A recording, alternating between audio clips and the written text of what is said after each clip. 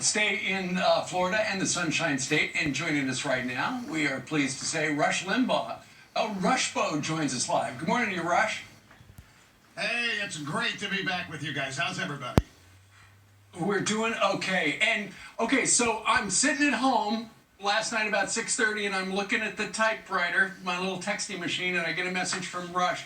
Hey, I don't know if it's too late. Can I come on the show today? And I talked to the boss, and he said, absolutely. Rush, why did you want to be here today? Because I think it's crucial. I think this is the day that we are going to determine what kind of country we have going forward. I also wanted to thank President Trump. I am so proud of him. He's worked tirelessly for us, for the American people.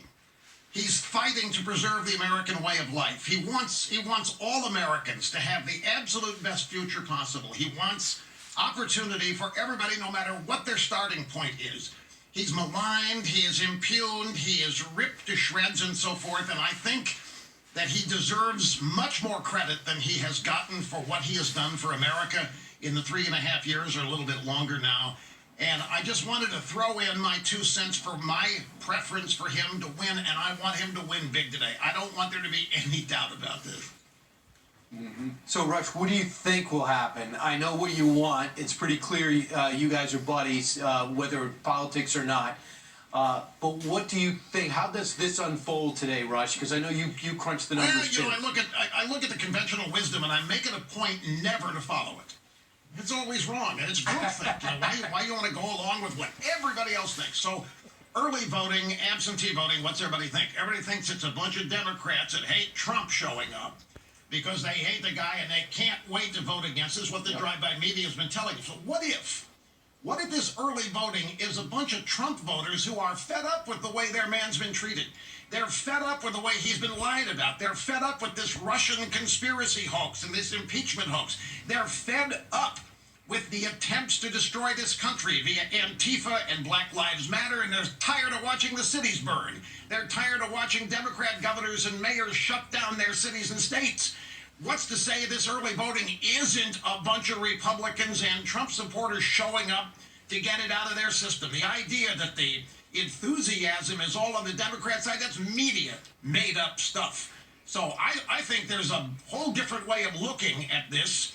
It is my way of looking at it, and I welcome everybody to join me in my way of looking at this. Because so my way, you think it's going to be a blowout? My way is Trump winning and preserving the American way of life. And isn't that what this is all about?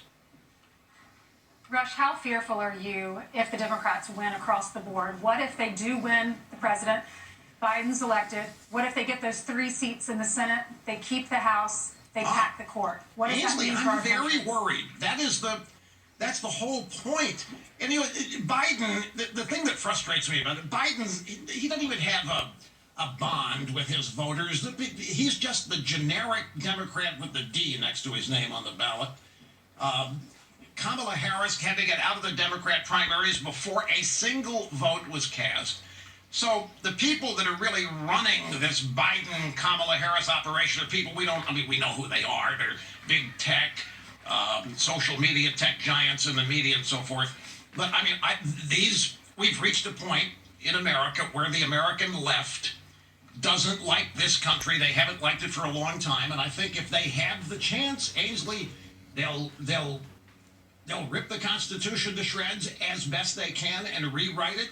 And they'll make government power the centerpiece of American life. And the American people are not going to know what hit them.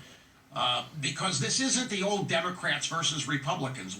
It used to be that the Democrats and the Republicans at least had the same objectives, wanted prosperity for people, wanted a good life, kids, great future. We don't even have that in common with the Democrats anymore. There isn't any overlap. So as far as I'm concerned, they are to be defeated, politically defeated, not cooperated with, and not gotten a long way with. I don't know that it's possible. And it's not that I have any personal animus against them, it's their policies.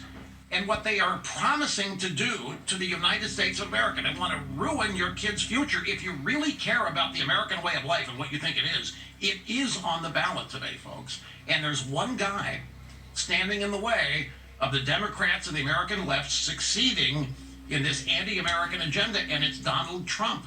And I would cringe if we lose this election because of somebody's personality, because they don't like somebody's personal way he tweets or speaks or what. It's so irrelevant to the big picture. Plus, he's a good man. He's a fine guy. I know him well. He's somebody that you would want to go out and have a beer with, except he doesn't drink. He's somebody that you would want to spend time with. He's a funny guy. Look at these rallies. These things are unprecedented. The numbers of people. Right. And by the way, you don't just drive up, go to the rally, and leave. This is a full day commitment that people have to make to go to these 57,000 people in Butler, Pennsylvania. And Joe Biden's drawing 2 to 3 people in cars, honking horns. Obama they maybe 14 20. hours, Rush, in Grand Rapids. 14 hours in line in Grand Rapids. And DeSantis just talking about what happened on Ropalaka Sunday night in Miami. I mean, it's just amazing. How can somebody drawing crowds like that, even bigger than 4 years ago, how can this guy lose? It doesn't compute with me, especially when the other side has no enthusiasm behind him, no excitement, just that D next to his name on the ballot. And folks, one other thing here, you've got to vote today. I don't care how long the line is. If you get in line, do not leave the line. Stay there. Do not let them intimidate you. Don't let them scare you out. Election day turnout is the best weapon we've got against Democrat vote fraud. Election day turnout is how we win this. If you show up, and please do not leave the line. Until you have voted. Indeed, because as we said earlier, if you don't vote, you can't until you complain. vote. That's right. Okay, so Rush. No, and but every vote vote counts. You know, I talk to people. Rush, there's 300 million of us. My vote can't possibly. Yes, it does. Your vote can cancel a Democrat vote, for example. But it's the franchise. If you don't use it, we're going to lose it someday, folks. I'll tell you something. The Democrats, the modern day, the American left, not the Democrats, if they could get rid of elections, do not doubt me, they would. Elections are the one thing standing in their way. They lose more than they win. It ticks them off. I'm telling you. I'm not trying to sound frightening. It's just we've reached a point here where the kind of country that we're going to have is at stake here. It's on the line. Sure. And you made that very clear, the passion in your voice today. Rush, Joe Biden has been trying to present himself to America over the last couple of months as a moderate, as a centrist. And the people in his party who are way to the left and very progressive, they're going, as soon as we get the job, if Joe wins it, we're going to pull him further to the left. And when you look at the fact that Kamala Harris is his vice presidential running mate, and she was labeled the most liberal senator in the U.S. Senate, what does it tell you about the direction things will go? I mean, we think they're going to go a certain way, but if they win, are they going to make a super hard left turn as soon as they get in the door?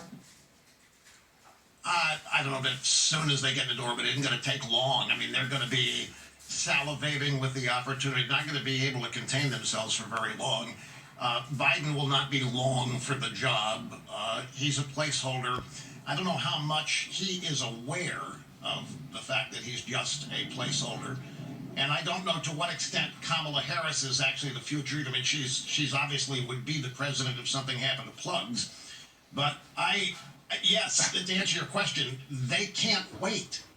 They can't wait to make this left turn, because once they make it, in their minds, they know there's no going back. They don't think they're going to ever lose again if they make this left turn. They don't think that we're going to have the power at the ballot box to ever defeat them again. So yeah, they're going to be moving as quickly as they can to consolidate this victory, if that's what happens today. I shudder at the thought. Adding states is something that's very real, and getting rid of the filibuster is almost inevitable if they have to get the Senate. But Rush, I got to ask you a personal question. First off, you're very good at broadcasting. You should really get your own show. I'm really in support of that. No wonder you're the best ever. Number two is, you're going through such harsh treatment. How much has your friendship with the president, not only as the president and an impactful conservative voice, but a golf partner and a friend, how much has that helped sustain you through this time? It's been tremendous. I'm day to day. I wake up every day and thank God that I did. I woke up this morning, and I thank God that I did. And I have had a very, very good fortune with the course of treatment that I've had, and I'm just thrilled to be here. Every day I'm thrilled to be here. I'm thrilled to be here and to be able to be part of this today. This was an objective. This was, when I found out my diagnosis, being here today was one of the objectives. I wouldn't be here today if it weren't for my family. They have, particularly my wife, who has just, this stuff is hard, but a lot of people have been through it, and you know. And I don't want to spend a whole lot of time on it, but you know the sacrifice that the people closest to you make. And they don't get any help. They don't get any assistance. They just do what they have to do. And I have been the beneficiary of some of the most loving and devoted people.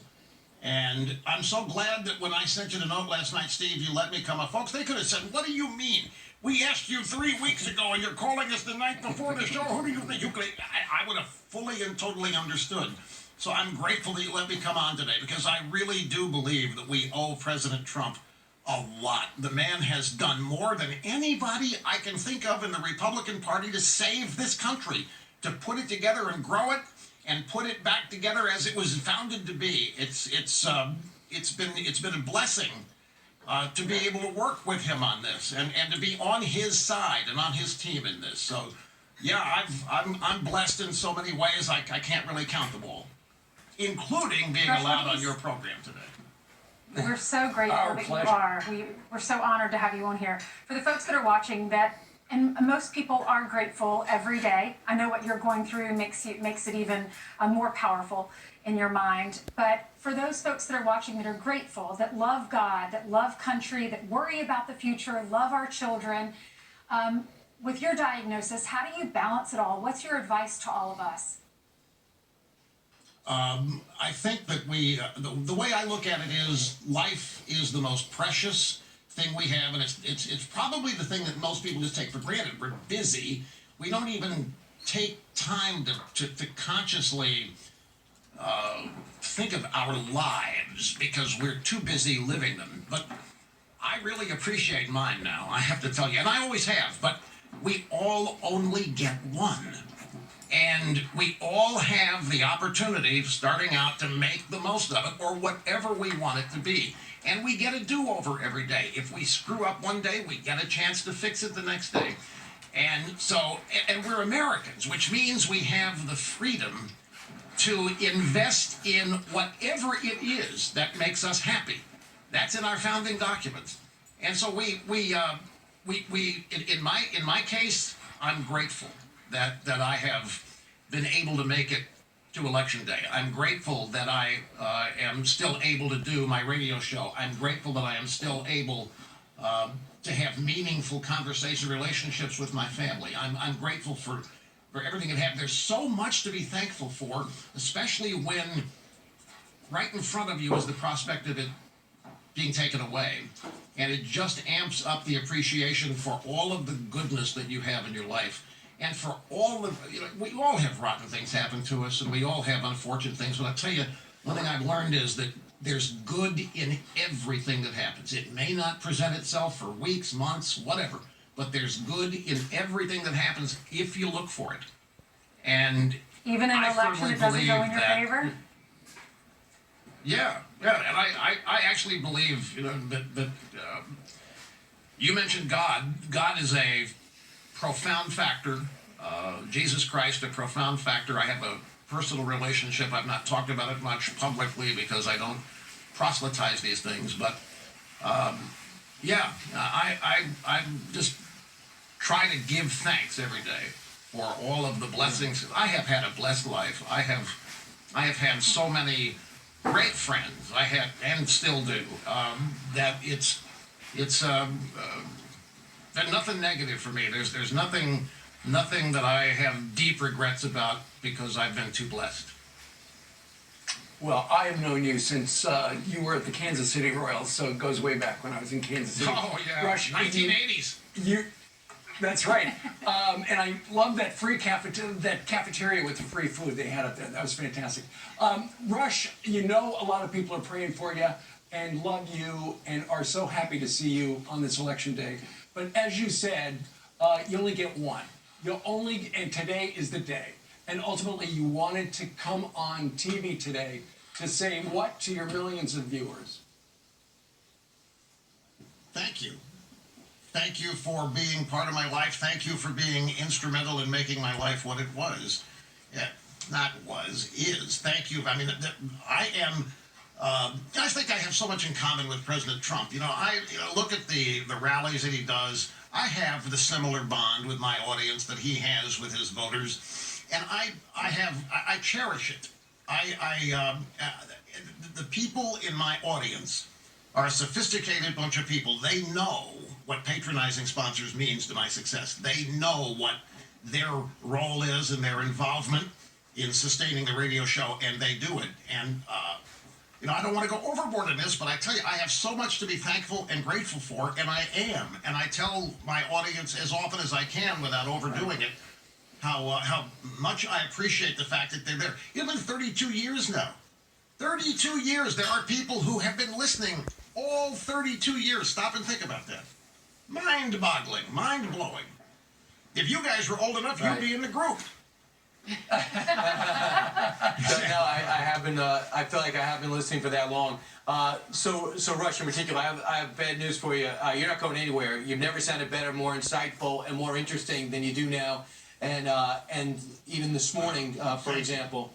So we're going to see about getting you a TV show too. I'm going to talk to some people. But Rush, on a lesser note, less important note, I see you're a traditional conservative. A lot of times I remember you calling out the Bushes, and maybe you're upset with some Republicans. Why is it that you can look at the president being atypical as conservative and accept him? And there's people like Bill Kristol and David Frum and George Will, traditional conservatives that just can't. In fact, they formed a group. They formed a group against the president. Jealousy. It is pure jealousy and envy. Look at these guys. These guys set themselves up as the intellectual powerhouse of conservatism, and they ask people for money. Go with us on our cruises, subscribe to our magazines. We are the intellectual heft that's promoting conservatism. But conservatism never got promoted with these guys. They did. They're out begging people for money to fund their magazines or their cruises or whatever. Then Donald Trump comes along, who they hate on a class basis, and ends up implementing everything they've devoted their lives to. And do they support it? No, because they're jealous, because Trump's doing it. So now they're actively endorsing and voting Biden after how many years have these guys begged conservatives and Republicans for money? And how many Republicans, conservatives have sent them money? And how much of that money now has been totally wasted because these guys never meant it? They were all in it for themselves. They were in it to be the smartest guys in the room. They were in it to be thought of as the intellectual heft and power behind conservatism. And here comes this guy, Bad Orange Man, and his Twitter feed. And he's implemented everything they believe in, and they can't even deign to support what they've devoted their lives to. I think it's pure jealousy. It's pure envy. Plus, Trump has rendered them irrelevant. How much more irrelevant could a conservative be than to have to join the Democrat Party in this era and end up being part of a party that is as anti-American as the party has ever been? And that's where they've ended up. Maybe that's where they should have been from the get-go. And from the get-go today, Rush Limbaugh made it very clear. Today is the day everybody who can needs to vote. Rush, thank you very much. Let me tell you This has something. been a real pleasure. Thank you very much, you guys. I appreciate you letting me come on today. I really do. No, what do you want to say, real quick? I was going to say, even though 100 million people have voted, they tell us, the numbers of people that haven't voted is still bigger than that. So don't draw any conclusions from it. I expect a network to call the victory for Biden by 5 o'clock today just to suppress the vote. Do not let this work, folks. They're going to run tricks like exit polling predicting Biden. They do it every 4 years. Do not lose the faith. Keep the faith. Stay up, stay positive, go vote. Election day turnout is the determining factor in who wins today. Go get him, Rush. Thanks. May God bless you, Rush. Ladies and gentlemen, Rush Thank you, Limbaugh. Ainsley. God bless all of you, too. I really appreciate it. Okay. All right. Hey, that was Rush Limbaugh, of course. Listen to his show today. And let's go out to Pete Hegseth. He is having breakfast with